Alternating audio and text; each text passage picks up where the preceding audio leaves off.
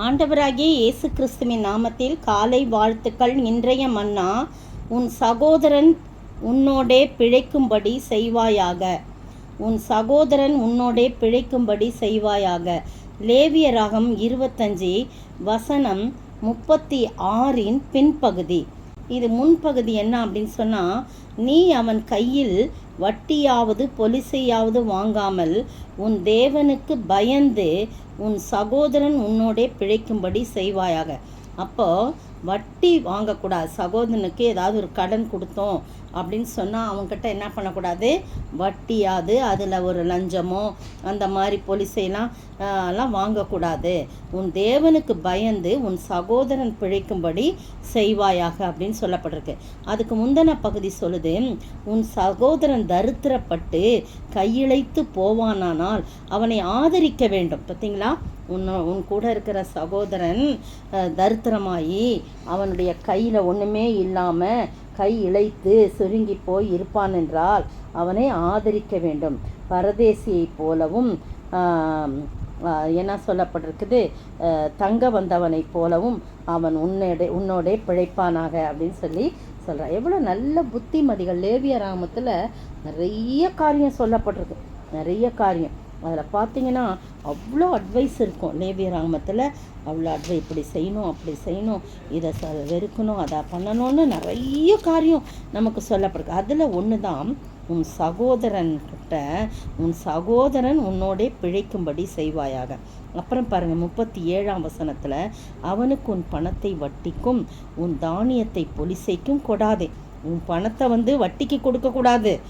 வட்டி வாங்குறவங்கெல்லாம் யோசிச்சு பாருங்கள். சகோதரனா சொந்த சகோதரன் மட்டும் இல்லை, நம்ம யாரெல்லாம் நம்ம சகோதரன்னு பாவிக்கிறோமோ அவங்ககிட்டலாம் என்ன செய்யக்கூடாது, இப்படிப்பட்ட ஒரு காரியத்தை செய்யக்கூடாது. உன்னால் முடிஞ்சதுன்னா நீ கடன் கொடு, அவங்ககிட்ட திருப்பி வாங்கிக்கோ. ஆனால் என்ன பண்ணக்கூடாது, வட்டி வாங்கக்கூடாது. உங்களுக்கு கானான் தேசத்தை கொடுத்து உங்களுக்கு தேவனாய் இருக்கும்படி உங்களை எகிப்து தேசத்திலிருந்து புறப்பட பண்ணின உங்கள் தேவனாகிய கர்த்தர் நானே. அடுத்தது பாருங்கள், உன் சகோதரன் தரித்திரனாகி உனக்கு விலைப்பட்டு போனால் அவனை அடிமை போல ஊழியம் செய்ய நெருக்க வேண்டாம். அவன் கூலிக்காரனை போலவும் தங்க வந்தவனைப் போலவும் உன்னோட இருந்து யூபிலி வருஷம் மட்டும் உன்னிடத்தில் சேவிக்க கடை. எவ்வளோ அருமையான வார்த்தைகள் பாருங்கள். உன் சகோதரன் தரித்திரனாகி நான் என்னையா அடமானம் வச்சுக்கிறேன், நான் உனக்கு அடிமையான வேலை பார்க்குறேன், என்கிட்ட காசு கேட்காத, நான் என்ன செய்கிறது, நான் தான் உனக்கு வேலை செஞ்சு அந்த காசை அடைக்கிறேன், அந்த நீ அப்படின்னு சொன்னால் நீ அவனை அடிமையை போல் என்ன பண்ணக்கூடாது, ஊழியம் செய்ய அவனை நெருக்கக்கூடாது. ஒரு கூலிக்காரனை போல் ஏதோ ஒன்று அவனுக்கு கொடுத்து உன்கிட்ட தங்க வந்தவனை போல அவன் உன்னோட இருந்து பிழைக்கட்டும். அப்படி தான் இங்கே சொல்லியிருக்கு, உன் சகோதரன் உன்னோடே பிழைக்கும்படி செய்வாயாகன்னு சொல்லுவோம்.